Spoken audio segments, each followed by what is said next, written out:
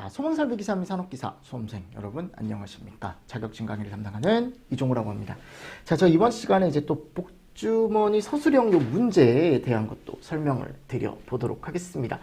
어제 저희가 이제 스프링클러까지 했어요. 그죠? 이제 물분무, 미분무, 그리고 포 한번 볼게요. 자, 우리가 물분무라고 하면은 스프링클러하고는 조금 다르죠. 그죠? 그래서 우리가 이제 물을 어떻게 쏘는 거예요? 얇게. 그래서 효과가 이런 효과. 냉각, 뭐 질식, 그쵸? 질식, 또 유화, 희석. 이런 효과들을 가질 수 있다. 맞습니까? 그러니까 이 분무 상태의 물 자체가 어떻게 보면 이런 것들에 의해서 뭐 A급도 가능하지만 이것도 다 가능하다 그랬죠. 맞습니까? 그러니까 소화 효과가 더 뛰어나지는 거예요. 그래서 일단은 이 물분무 소화 설비에서 가장 많이 나온 게 뭐냐? 시험 문제가 요거라 그랬죠. 그래서 요게 이제 중요한 게 얘가 중요한 거죠. 요거 표준 방사량. 맞습니까? 요 표준 방사량을 정리를 잘 해주셔야 됩니다. 그래서 차주인이 몇 대다? 20대다. 요 20이라는 거. 맞습니까? 그리고 케이블 덕트, 캐덕 12. 나머지는 표준 방사량이 다 몇이에요? 12죠. 그래서 단위가 얘예요. 표준 방사량의 단위가 얘라 그랬죠. 여기다가 이제 뭐를 곱해요? 미타제곱 곱하고 미니 곱하는 거죠. 그쵸? 근데 조심하실 게 이 메타제곱이 조금씩 다른 부분이 있는데 차구주차장 메타제곱, 특수가염물 메타제곱은 뭐가 정해져 있다? 두 개 다 바닥 면적인 건 동일하지만 얘가 유일하게 다른 애들과 달리 최소 면적이라는 게 정해져 있다. 그래서 면적이 50이 되지 않으면 다 최소 몇으로? 50으로 맞춰줘야 되는 기준. 잘 정리를 해주셔라 라고 제가 말씀을 드렸죠. 자, 그리고 절연유봉이 변압기. 그죠? 이건 이제 변압기예요. 그럼 이 변압기라는 건 우리가 볼트. 얘를 이제 어떻게 하는 거예요? 우리가 조절을 하는 거죠. 그죠? 그러니까 변압기라는 건 고압을 저압으로, 고압의 볼트를 저압의 볼트로 바꿔주는. 자, 만약에 변압기가 나왔다라고 한다면 변압기는 틀림없이 이렇게 돼 있을 겁니다. 그죠? 이렇게 바닥에 이렇게 있으면 우리는 여기 윗면에 물을 쏴줘야겠죠. 옆, 앞, 뒤 쏴줘야겠죠. 그쵸? 근데 여기는 쏘지 않는다. 그러니까 우리가 바닥은 물을 적실 필요가 없다. 그래서 뭐라고 되어 있습니까? 바닥 부분을 제외한 표면적, 즉 다선면. 맞죠, 여러분들? 이 5면에다가 몇을 곱한다? 10을 곱하고 20. 자, 벨트 10, 20. 그쵸? 그리고 투영 면적, 캐덕 같은 경우는 12 곱하기 20. 이 투영 면적은 문제에서 일반적으로 준다라고 했지만 여기 이제 위에서 바라봤을 때 일반적으로 사각형 면적을 주게 되어 있습니다. 아셨죠? 근데 요거 수원량 구하는 건 어디가 제일 많이 나왔어요? 여기가 제일 많이 나왔죠. 그리고 차고주차장 많이 나오고 나머지도 뭐 나올 수 있죠. 충분히. 아셨죠? 그래서 요거 수원량 구하는 거는 꼭 하실 수 있어야 돼요. 그래서 면적에다가 표준 방사량을 곱하고 그리고 시간까지 곱하는. 맞죠? 그래서 요거 하나 잘 보시고요. 자, 그리고 요것도 우리가 실제 문제로 많이 만나보는 문제죠. 얘가 뭐예요, 이제? 고압의 전기기가 있으면 물분무 애들을 이제 몇 센치 이상 띄울지. 그럼 그 고압 기준이 왼쪽에 나와 있습니다. 66kV예요. 킬로볼트. 즉 볼트로 바꾸려면 곱하기 몇이요? 1000. 그쵸? 곱하기 1000을 해줘야죠. 그래서 66,000. 밑에는 77,000. 그죠? 이런 식으로 이제 쭉 가는 거죠. 자, 근데 여기 갔을 때 이제 66 이하일 때 거리를 내가 띄우는데 요게 이제 어떻게 하는 거야, 이제? 올리는 거죠. 그죠? 그래서 올려서 몇 센치? 70cm. 제가 반올림 생각하면 된다 그랬죠. 77은 80. 110은 반올림 안 되니까 그대로 가요. 110. 154는 150. 그죠? 0으로 바꾸고 그대로. 181은 0으로 바꾸고 그대로. 180. 220은 210, 275는 260. 이런 식으로 이격거리라는 게 정해져 있습니다. 근데 이격거리가 다 센치고 일반적으로 제가 왼쪽 걸 준다 그랬죠. 왼쪽에 전압이 주어졌을 때 여러분들이 채울 건 거리를 채워주시면 돼요. 정말 비인간적으로 시험 문제가 나오면 다 비워놓을 수도 있죠. 네, 아직은 기사라인 쪽에서 그렇게 나온 적은 없습니다. 아셨죠? 네, 그 정도 보시면 됩니다. 그래서 요거는 기본적으로 암기를 좀 해주시면 좋다라고 제가 말씀을 드렸었고, 자, 배수장치 같은 경우는 이제 경계턱, 턱. 이게 경계턱이죠, 경계턱. 뭐 턱일 외우셔도 되고요. 그리고 길이가 40이에요. 길이가 40, 길이가 40m. 집수관이나 소화피트 등 기름 분리 장치. 그죠? 제가 여기 분사라고 해놨죠. 이 분사라는 게 이제 뭐냐면 우리가 여기 나오는 분리 장치를 얘기하는 거예요. 40m 나와 있었고, 그리고 기울기가 100분의 2. 그래서 제가 이런 식으로 그냥 조금 간단하게 표현을 해놨습니다.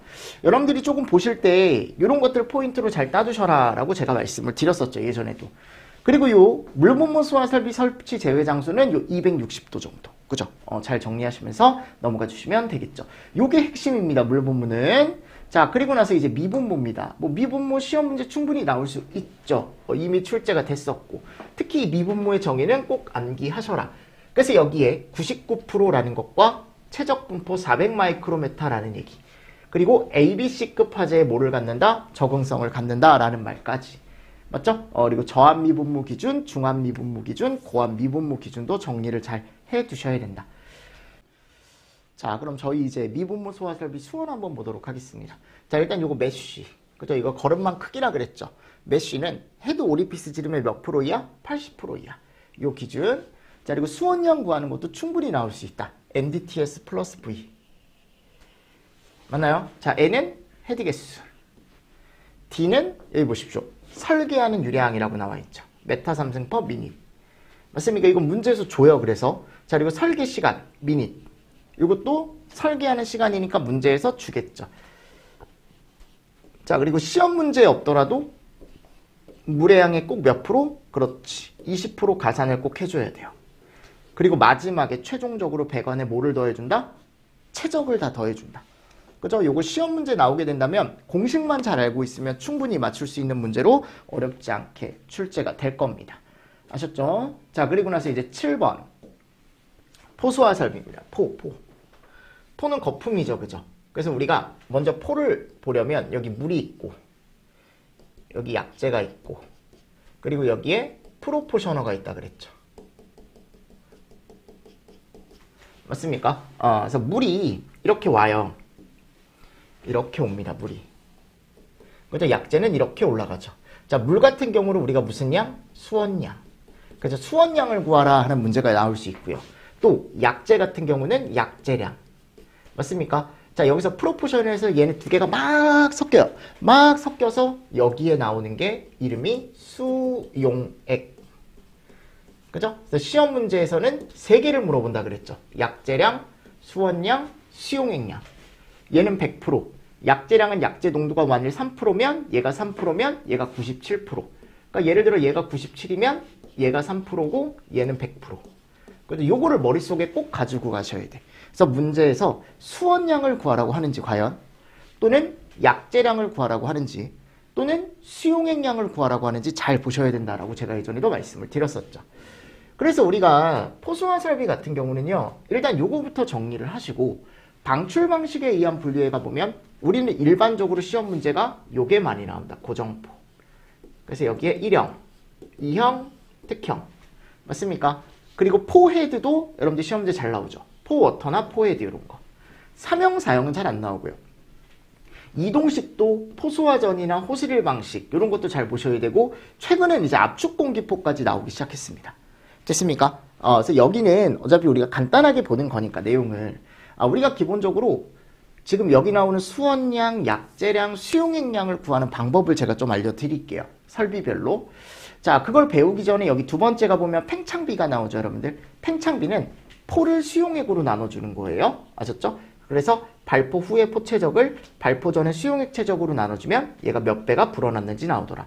자, 팽창비 분류는 저 2의 고 8000. 그러니까 저 팽창은 20 이하. 고팽창은 80에서 1000, 고 8000, 고 8000. 그리고 여기서 이제 3종이냐, 2종이냐, 1종이냐를 나누려면 1000 가서 2분의 1, 2분의 1. 맞습니까? 이런 식으로 크게라도 꼭 알고 계시고 팽창비를 이용해서 계산하는 문제도 충분히 또 시험 문제가 출제가 되더라라고 제가 말씀을 드렸습니다. 꼭 보셔야 됩니다. 자, 그리고 나서 이제 혼합장치 종류. 자, 요거는 여러분들 어떻게? 우리가 읽었을 때, 뭐를 읽었을 때? 요걸 읽었을 때 이게 무슨 방식인지만 보시면 돼. 아셨죠? 무슨 방식인지만 보시면 여러분들이 충분히 어떻게 보면 맞출 수 있더라. 이거에 대해서. 그래서 내가 여기 오른쪽에 얘가 나오면 얘를 가지고 뭘 하는 거예요, 이제? 이게 라인이다. 그죠?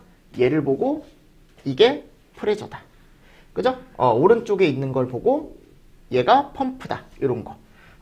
오른쪽에 있는 내용을 읽고 얘가 사이드다. 오른쪽에 있는 내용을 읽고 압축 공기포다. 이렇게. 그래서 제가 펌프 사라라 그랬죠. 펌프 사라.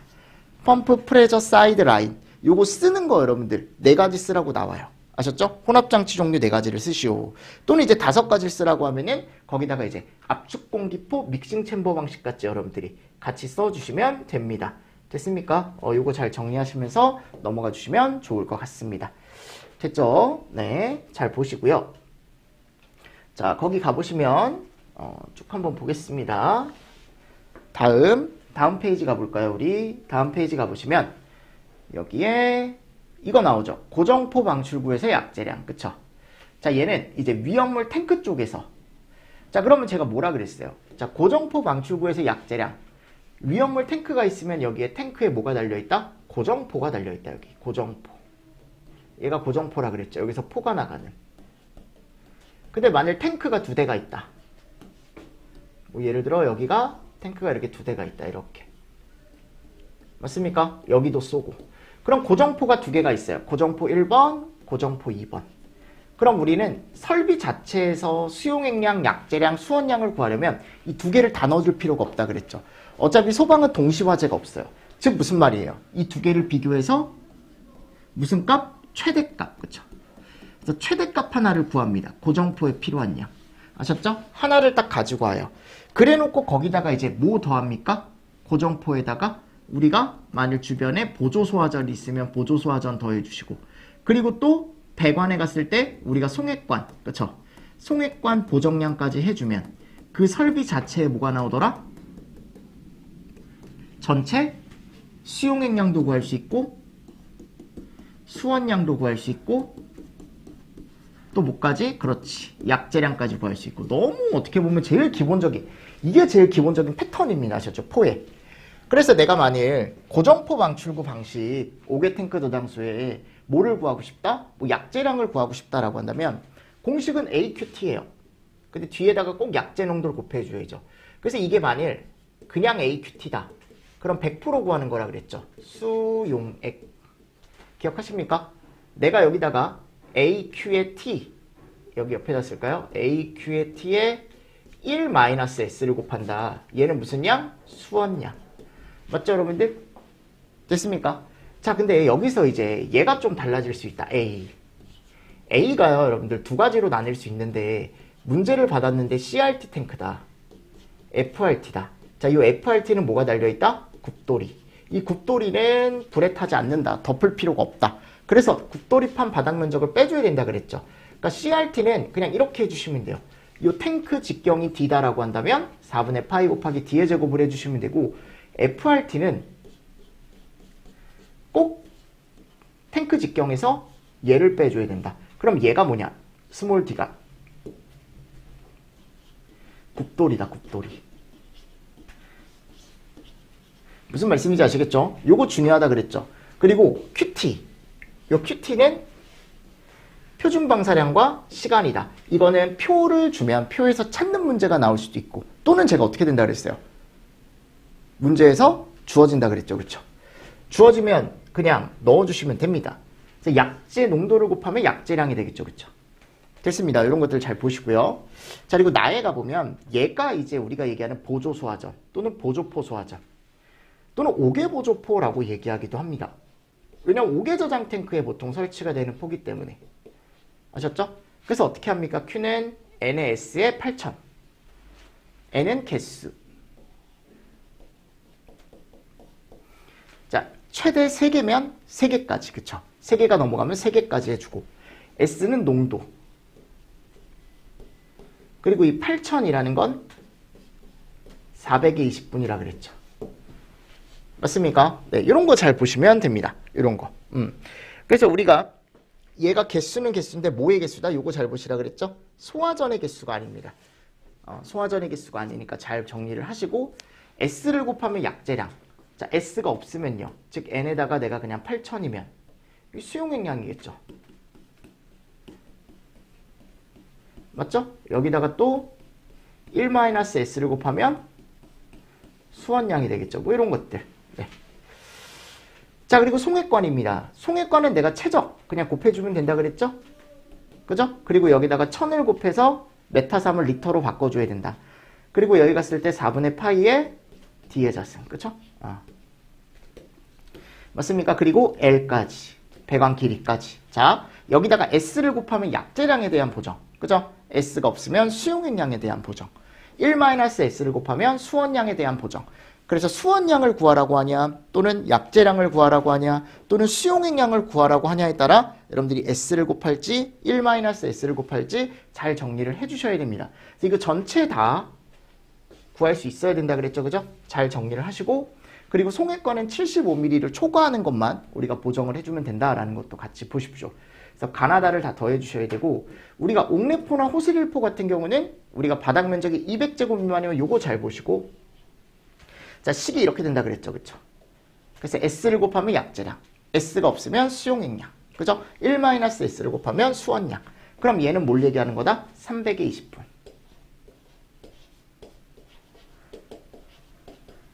이렇게요. 그리고 N은 얘다. 근데 얘가 최대 몇 개? 5개다. 맞습니까? 네, 이런 것들을 잘 보십시오. 자, 됐습니다. 그리고 요거 바닥 면적 아까 얘기했지만 잘 보시고요. QT를 이런 식으로 이제 표를 주면 찾을 수 있더라. 내가 예를 들어 특형 방출구인데 거기에 이제 뭐가 들어있다? 일석이류가 들어있다. 얘가 일석유류죠. 얘가 이석유류.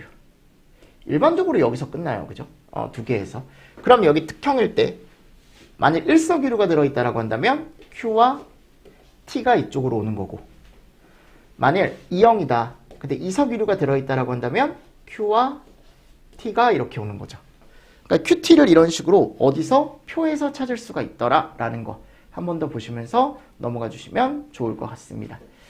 자, 그리고 이제 포헤드 설치 기준에 가보면 얘가 나오죠. 그죠? 포 워터 스프링클러 헤드는 8제곱마다. 그죠? 요거 이제 뭐예요? 방호구역 바닥 면적이 있으면 얘를 8으로 나누면 개수를 구할 수 있는. 포헤드는 몇 제곱마다? 9제곱마다 1개. 그죠? 요게 이제 경계 면적이라는 겁니다.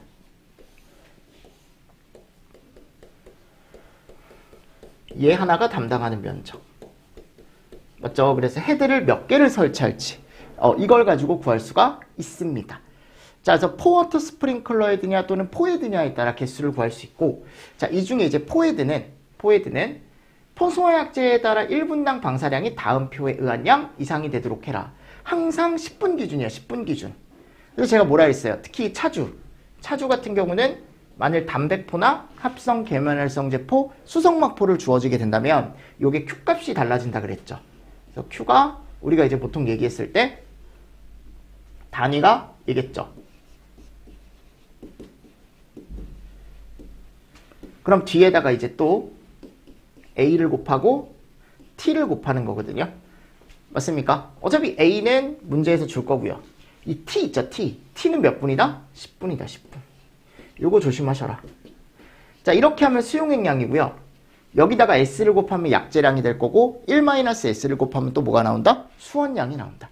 그럼 이 표준 방사량은 여러분들이 암기를 하셔야겠죠. 단합수, 단유고, 합할, 수삼칠. 그죠? 근데 특수과연물 같은 경우는 종류와 상관없이 무조건 몇이에요? 6.5입니다.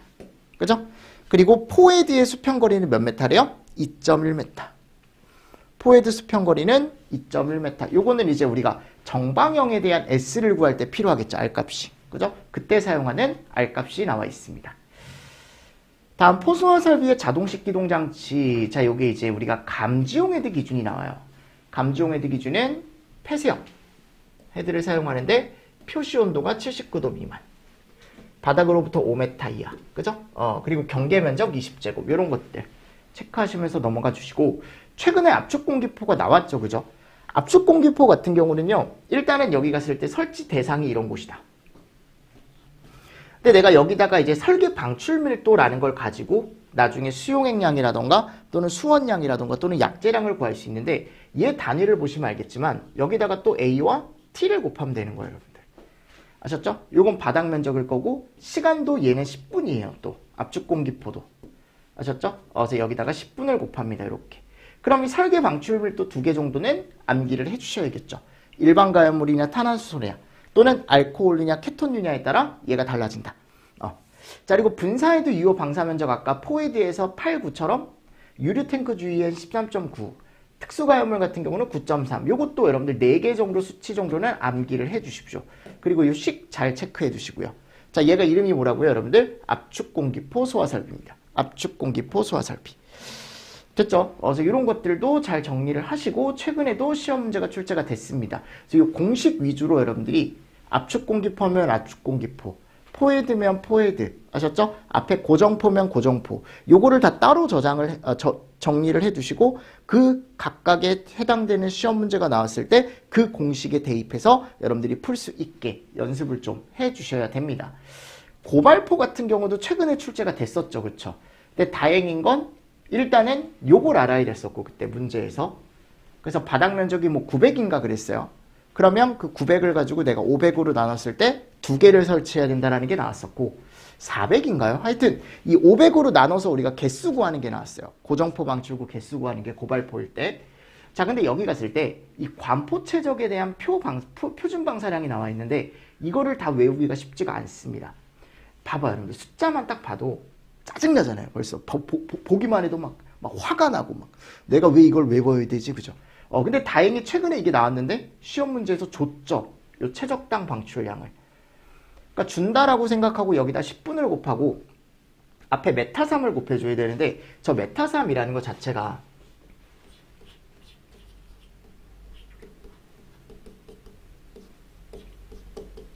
이름이 얘라고요. 그럼 이 관포 최적이 뭐냐? 관포 최적. 자, 얘가 이제 이름이 뭐냐면 우리가 방호 대상물이 있으면